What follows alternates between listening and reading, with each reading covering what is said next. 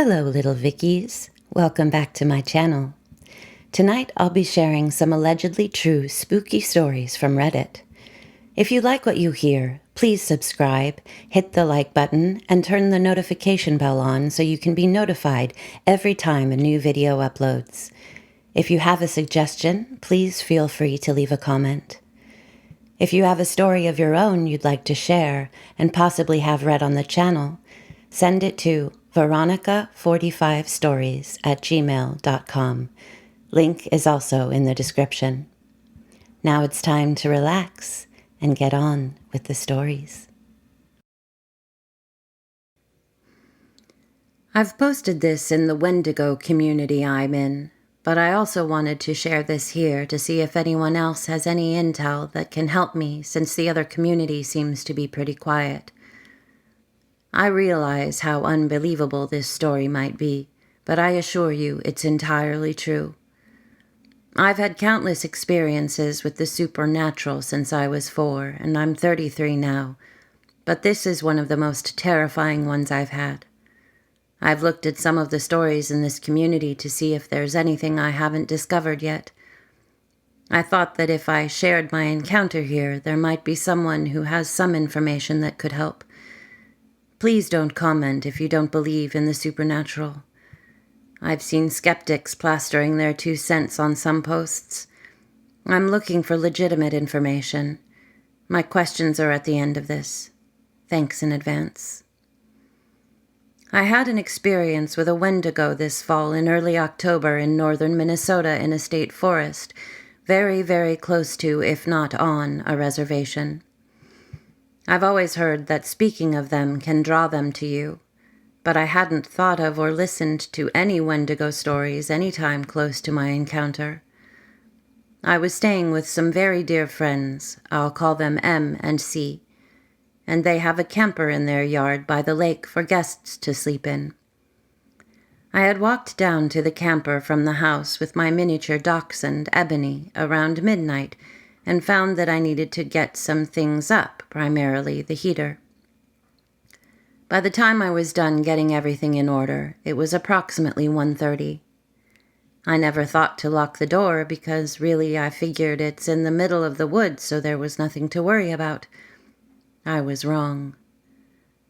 I had closed the curtains, thank God, and I was having trouble falling asleep because my anxiety was going mad. M and C's dogs were barking outside, and their geese wouldn't stop honking. Ebony, who usually sleeps under the covers, was sitting on my hip while I laid on my side, and I could feel her turning her head back and forth like she was trying to track something outside. I tried tucking her under the blankets to calm her down, but she kept returning to her perch on my hip. I have no idea how long I laid there. I would say at least 40 minutes. When all of a sudden I heard M's voice outside the camper. "Anybody in there? Hmm?" And what sounded like claws dragging down the side of the camper. I almost called back to her when I realized, number 1, she and C were both fast asleep by now, and number 2, M knew I was in there. She wouldn't ask if anybody was. Suddenly, I noticed everything had gone absolutely silent outside. The dogs and the birds had stopped carrying on. The gusts of wind had even stopped. It was the kind of silence you hear about in horror stories, how the woods go mute when something evil is in the area. Then another thought hit me. Ebony would be losing her shit and barking at the door if that had been anything human. She was frozen on my hip, dead quiet, shaking. I didn't dare to move, but I was really starting to have to pee. And I remembered that I hadn't locked the door. I have no idea how long I laid there debating whether I should get up and use the bathroom and lock the door, but it felt like an eternity. In reality, I guessed it was maybe 10 to 15 minutes. I thought it may have been a skinwalker at first, but remembered they don't mimic the voices of your loved ones to lure you into the woods. Wendigo do. I knew these creatures, demons, whatever they are, can lure humans out of their abodes if they make eye contact with you, and everything in me was screaming to make sure I didn't look outside. I made doubly sure I didn't look through any cracks in the curtains as I walked softly to the front of the camper and very slowly turned the lock, praying and holding my breath. I made sure to keep my eyes away from the windows as I crawled back in bed and pulled Ebony close, and she finally stayed under the blankets. I snuck a peek at my phone for the first time before I laid down, figuring it had to be close to 3 a.m., the witching hour. It was about 2:30. As soon as I laid down, the wind kicked back up, and M&C's basset hounds erupted into howls as they came running down to the camper and a little ways into the trees, and the geese started their noise again. I heard the bassets come back to the camper, barking a few more times before they laid down outside the door to protect me. I didn't get out of bed again that night. I told M&C what had happened the next morning. I think I was hoping Em would say she had come down to check on me and Ebony, but she confirmed what I already knew. They had gone to bed as soon as I had left the house. I said a prayer over their house, the camper, and all of us the following night and had an uneventful night, thank God. I also spoke with another guy who's familiar with the supernatural to see if he knew any more about Wendigo. I'm not sure how accurate the information he gave me was or if it's reliable at all, but when I asked him why Ebony hadn't made a peep, I had assumed it was because she was absolutely petrified. He said a Wendigo can control animals to keep them from alerting their owners about its presence. He also told me, 1, they can't enter houses that aren't made of wood directly from the forests they're hunting in, tents and campers included because they consist of man-made materials. 2, a lock is useless. They can unlock and open a door so they can try to lure you outside. And 3, they typically stay in the woods, but they will come into a smaller town and never into a city. I had never heard of any of what he told me before, so again, I can't speak for accuracy, but I also haven't researched the claims either. He also advised me never to go outside to pee at night if I ever go camping, and to bring a bucket or something to use, and to make sure that I always close tent flaps and curtains before falling asleep. He said if the flaps are open so you can see outside, the Wendigo can make eye contact with you and draw you out. After leaving M&C's to go to my father's house for a few days, I had the distinct feeling of being watched when I took Ebony outside after dark. My father lives 3 hours away from M&C, but his house is in the country. I told myself it was only the fear from the experience and what I know about the Wendigo triggering an overactive imagination. I never heard anything, and I watched Ebony's behavior very closely, and she didn't act like she had in the camper. I'm moving back to that area from Canada, and this experience has been weighing heavily on my mind. I've been trying to find any information about warding them off, or if they have a home hunting range like cougars do, or if they move on from a region. My prayers did work the second night, so I figure I can pray over the property. I also have holy water that I can use since the Wendigo is an evil spirit that possesses people or physically manifests. Frustratingly, a majority of what comes up in the searches is utter garbage like Wikipedia. Does anyone know if a Wendigo stays in one area? Are my concerns about it coming back when I get moved into my cabin warranted, or am I worrying excessively? Do you have any tips for warding them off? Thanks again for any information you can offer. This happened about 15 years ago when I was 30 years old. My father and I were very close. He was probably as close to a best friend as a parent can be, while still holding to the role of parent strongly. He was a big man, 6'4" and solid, with a modern Santa Claus kind of vibe. He was a terribly patient man and was always there for me when I needed him, without fail. So when I found out he was diagnosed with stage 4 kidney cancer, it was my turn to be there for him. I was married at the time and living in Denver while my parents still lived in the house I grew up in Southern California. I flew out as soon as I could to take some of the pressure off my mom, who was almost at the end of her rope. My dad was in worse shape than I could have imagined, and my mom was basically his driver to all his medical appointments, and his nurse when at home, and she was exhausted. I ended up staying much longer than I planned. I took over immediately for my mom and started caring for him at home and driving him to and from various appointments for fluid drainage or radiation, etc. There was a certain point where all hope was abandoned, and I had to accept I was simply nursing my father through the 5 stages of death, and there was nothing more to be done. I slept on the sofa in the living room just outside the den, which we had turned into my dad's hospital room, so I could hear him easily if he ever needed anything. On his final day on Earth, I rode with him to hospice in the ambulance, but had my brother come relieve me so I could try to get a little rest. I lay on the sofa and watched an episode of my then-favorite TV show on my laptop, and soon enough I fell asleep. I was woken up by an incessant beeping and got up to find out what it was coming from, and I discovered it was my father's cell phone alerting it was running out of battery. I looked at the screen, and it was 3:59 a.m. It died in my hands. I decided to get up and start some coffee when 5 minutes later, at 4:05 a.m., my brother called to let us know my father had taken his last breath and passed away at exactly 4 a.m. When I opened up my laptop a bit later, I was amazed to find the name of the episode I had watched the night before was called The 4 a.m. Miracle. I have no doubt these weren't just mere coincidences, and that my father came to tell me goodbye in his own way that early morning. Ever since then, I've believed in ghosts, the paranormal, and some kind of spiritual afterlife. No matter the reality, this is mine.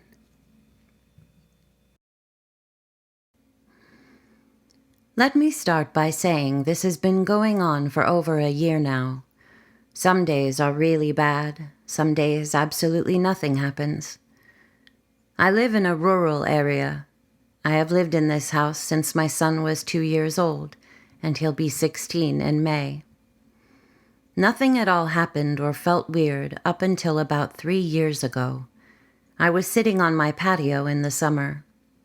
All of a sudden, I got the feeling someone was watching me. My son wasn't home at the time, and I was alone. My house is surrounded by wooded areas. My actual driveway is almost a half a mile long from the street to my house. I looked towards the woods at the back of my house and saw a man standing in front of a tree. He was older. I'd say he looked to be in his 70s. He was wearing a dark suit. The color was faded black. He did absolutely nothing but stand there staring. He was bald, and the left side of his head looked like a deflated basketball, for lack of a better description. He made me nervous, and I went back inside my house. Fast forward to present. My son and I have seen this many, many times. He never leaves the woods, doesn't speak, and doesn't try to do anything. We've become used to him. We respect his area. He respects ours. About 3 months ago in early October, I was walking my dog in our yard. She started barking and took off running into the woods. I yelled for her to stop and caught up to her about 400 feet in. I grabbed her leash. Before I could turn to head back home, she started growling. My dog loves people, wouldn't hurt a fly, but her growl was vicious. I finally turned around. There was a man standing there approximately 4 feet away. Never heard him or saw him approach. There's no reason for him to be in the woods behind my house. My closest neighbor is a mile down the road. He was also dressed in a suit, a navy blue one, blonde hair, roughly mid-30s. He caught me off guard and said, "Oh, you scared me." He replied, "Beautiful day out today." I said, "Yes, it is," and began moving to walk around him. I got beside him and had the most awful case of nausea to the point my mouth filled with saliva and I thought I'd vomit. I kept walking with my dog. I didn't want him to follow me to my house because my son was in there alone, so I walked along the wooded edge all the way to the top of my driveway. I looked back several times and didn't see him. After a few minutes, I began going back down my driveway to home. My son called me and said, "I thought you were in the backyard." I said, "No, I walked up to the road and we're headed back now." He said, "Mom, a man came to the door and said to tell you that it's very rude to walk away during a conversation." Since that day, things have happened at least 3 times a week. I found a tooth laying on my kitchen floor. I found a small pendant cross on my windowsill. I've had bruises on my arm that look like fingerprints. My dog died from metastasized sarcoma on what we thought was just a sprained shoulder. The same day my dog passed away, my son and I both saw this man again. Well, we saw his face, but his body was grayish-white. His arms were unusually long, and his legs were just as long, and he was crouched down in a position like a spider. My son is terrified and wants to move. I'd be on board with that idea as well if it weren't for the fact that this man/thing followed me to a friend's house one day, and she saw him too.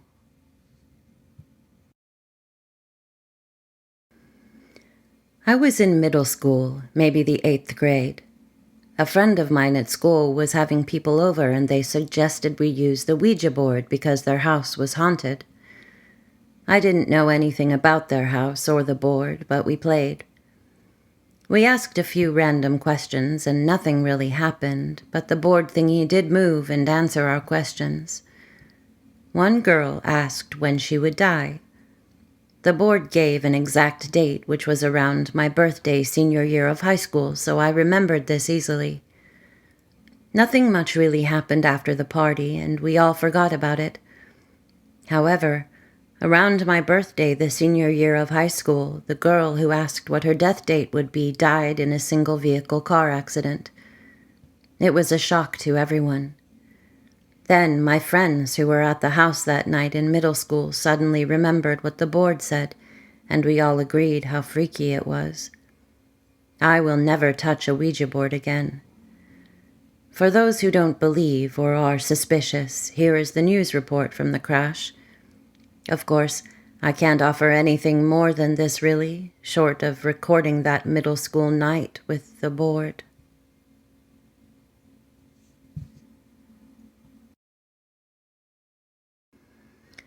This happened years ago, but the memory is clear. After attending a wedding dinner, my friend drove me home. It was late at night. We saw an old lady walking by the roadside. She was walking alone, holding an umbrella. Being as kind as he always is, my friend stopped and asked if the old lady needed a ride. The old lady said she was heading to the bridge just a few miles ahead. My friend asked her to hop in, and she went into the back seat of the car. Then we continued to drive. A few minutes later, the weight of the car suddenly lifted. He was driving an old sedan, so if someone gets in, it weighs the car down, and if someone gets off, it's lifted. I looked behind, and the old lady had vanished, out of thin air. Mind you, the car was still moving when it happened. However, the old lady's umbrella was still in the back seat. I looked at my friend, and he too knew what happened, but we didn't dare say a word. I just told him the umbrella was still there. When we reached the bridge, I put the umbrella on the ground and we drove home. We never discussed a word about it since. My Poppy, My grandfather passed away in 2017. After he did, my grandma tried to sell the house and move out of state. I ended up buying it from her to keep it in the family, and along with the house came my grandfather's cat, who was 12 at this time, Dusty. I moved my brother in to help with the mortgage, and he lived in the master bedroom whilst I live in one of the side rooms, which used to be Poppy's office. Early on, the electronics in my room, the TV, Xbox, lamps, etc., would turn on and off by themselves only between 10 p.m. and 12 a.m., which is the time frame he used to go to bed, and would always shut the office down. It never happened any other time of the day. I would hear strange noises and could feel him like he was constantly by my side. About 6 months ago, we laid Dusty to rest due to congestive heart failure that led to fluid buildup in her lungs. It was very hard on me because it felt like the last living part of him went with her, but also his life ended from congestive heart failure and fluid buildup in his lungs. Ever since Dusty has been gone, no more electronics turn on or off, no more noises or feeling his presence either. And yes, I still have another cat, so this stuff hasn't gone away only because Dusty is no longer here. I genuinely feel that when Dusty passed, his spirit went with her. I hope it can finally be at peace, though I do miss him telling me to go to bed by turning off my stuff. I may sound a bit crazy, but I just thought it was a nice story to share. I adore the couple that lived next door. A duplex, our houses are connected. And over the last few years, I could hear the poor guy coughing or heaving from my bathroom all the time. Our bathrooms must be next to each other. He was very ill. I knew it was him and always felt bad hearing someone's private bathroom suffering. Never told them this. No way. He passed away a few months ago, but occasionally I can still hear him. She still lives there, and we talk. I know there's no other male that lives with his widow, or visits. It's 100% not her, and is the identical sound I grew accustomed to all these years. When someone is heaving, you sort of hear their voice, I guess, and this is not just a male, this is his voice. I wouldn't dare tell her, 1, I can hear sounds from their bathroom, and 2, that I believe I can hear him, and 3, that it sounds like the suffering cough/heaving I've heard for years. I'm sure there's a rational explanation. I don't know what I believe, but I don't like the thought of him still suffering. Anyway, I miss him. He was such a treasure. I try to check up on her and help her often. I miss you. Please rest in peace. You are free from suffering now.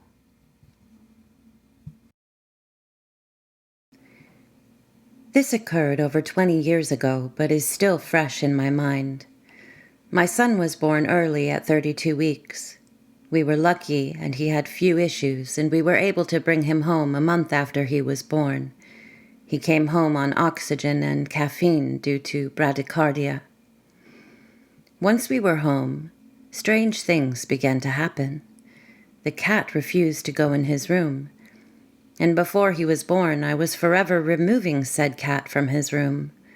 Our dog would sit at the bottom of the stairs and tilt his head as if he was listening to something. I would be changing his diaper and start talking as I thought his dad just came in the room, only to turn and find out I was alone. A friend gave him a peekaboo Big Bird toy that would say, "Peekaboo," when you covered and then uncovered its eyes. This toy would go off all the time, even after I put it into a box in the closet. I often felt I was not alone in that house. My parents had given us an Angel Care baby monitor as a gift. This had a pad that was placed under the mattress, and an alarm would sound if it did not detect any movement after a certain amount of time.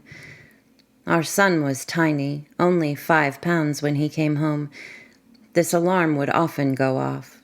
I would wake up, walk into his room, turn it off, and check on him. He was always fine, and I never felt that it was anything but the fact he was so tiny that the pad didn't pick up his breathing. During this time, I would often dream of a woman I would find in his room. I never saw her directly, but would dream I saw the shadow of a woman with long hair standing and reaching into his crib. The dreams never scared me, but I did find them very odd but comforting at the same time. I can't remember how long he had been home, but it was at least a month. He was still on oxygen and still on caffeine. Our bed was to the left of our bedroom door, and I slept on the right-hand side next to the door, and my husband slept on the left-hand side. I was asleep and was woken up by being shaken roughly on the door side of the bed. I woke up and looked over at my husband and said, "Why are you shaking me?" only to realize he was completely asleep and on the wrong side to have shaken me. I immediately jumped up and ran to my son's room. I flipped the light on, something I had never done to this point, and heard a gasp from the crib. Often, when babies spontaneously stop breathing, you just need to startle them to begin again. I truly believe that he had stopped breathing, and my turning on the light startled him into breathing again. After this episode, the dreams and strange occurrences with the pets and toy continued, until my son came off the oxygen and caffeine. Once that happened, the odd occurrences stopped. The pets stopped acting weird, and the Big Bird toy never went off on its own again. I believe that someone came home from the hospital with him to keep him safe. The feeling I got from my dreams was it was a young woman, maybe early to mid-20s, and Indigenous. I'm Canadian. I will always be grateful for them watching over him and shaking me awake that night so I could startle my son into breathing again.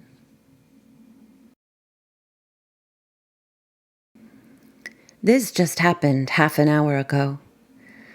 I came back to my hometown for the holidays. It's a fairly rural area with woods and everything is peaceful.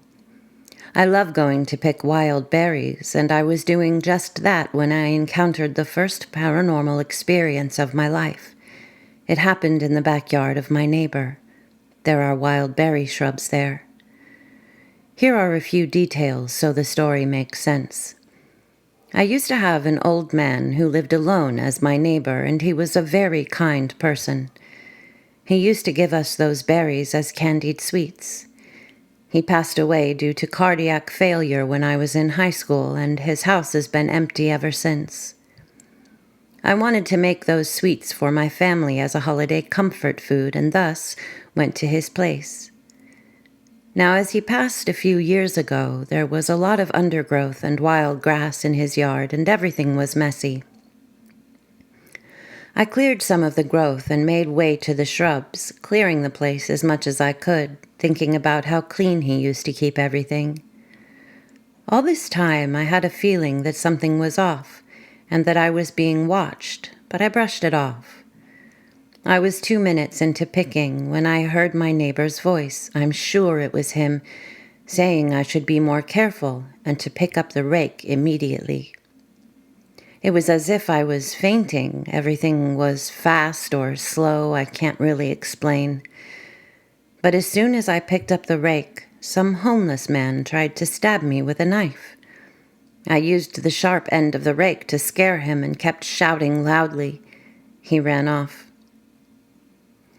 After I gathered myself, I had tears but couldn't shake off the smile I had. It was eerie, but I am unharmed. I think I'm going to clean my neighbor's place. I owe him that much.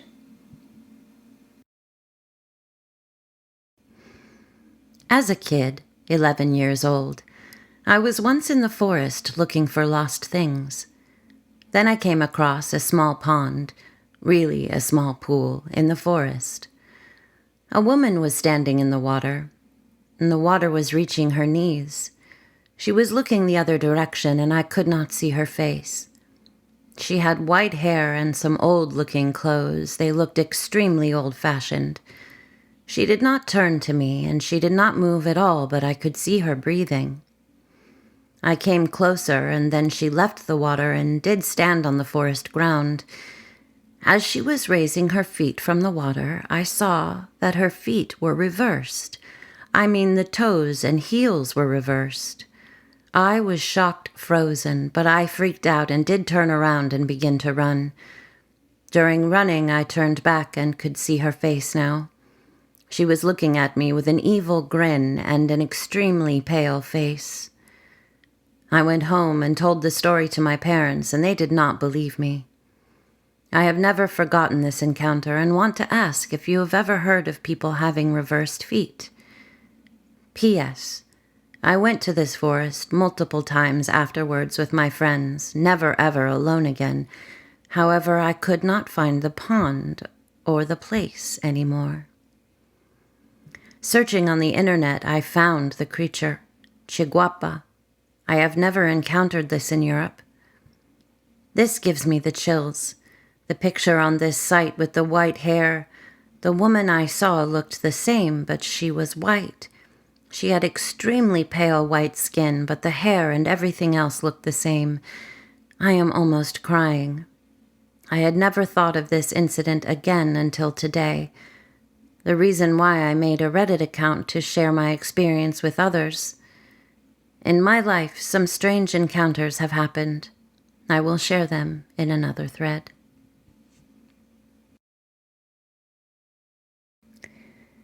This happened on Christmas 2 years ago, and I still can't believe it. For some context, me and my parents have always been familiar with paranormal or strange happenings in our lives, but ever since my sister passed about 7 years ago, it seems to have increased, with the fairly obvious reason as to why. Me and my sister were very close, and every major holiday or celebration I always get little hints, I don't know what to call them, that she's there. Well, on Christmas 2 years ago, my mom noticed a robin on our fence. Robins are a sign of past loved ones. We strongly believe this was my sister coming to see us for the holidays. As this was happening, I was trying to find my train ticket as I had booked to go see my long-distance girlfriend for the holidays. My parents were stood at the door watching the robin, and after I got my train ticket in my hand, I went to look at the robin. I remember this series of events very distinctly. I went to the window to see the robin with my train ticket in my hand. The robin waited until I had seen it before it flew off. Me and my parents conferred and all mutually agreed it was my sister. After a moment of silence, I realized my train ticket was no longer in my hand. I was totally weirded out, as both my parents had seen me grab it and come to the window with it in my hand. We all looked for it for a solid 30 minutes, all to no avail. At this point, I'd already texted my girlfriend to apologize that I wasn't going to be able to make my train because my ticket had randomly disappeared. Well, 30 minutes later, the most cliché thing possible happens, and a news report comes in saying that a train had crashed because of a random outburst of snow. It was my train. If I hadn't lost my train ticket, I would have definitely been on that train and most likely would not be alive. It's definitely one of the craziest things that's ever happened to me, and I don't think it's a coincidence. Hello again, little Vickies. Thanks for listening. Remember to hit the like button and subscribe with the notification bell on. If you have a story of your own you'd like to share and possibly have read on the channel, send it to me at veronica45stories@gmail.com. Link is also in the description. Until next time, be good.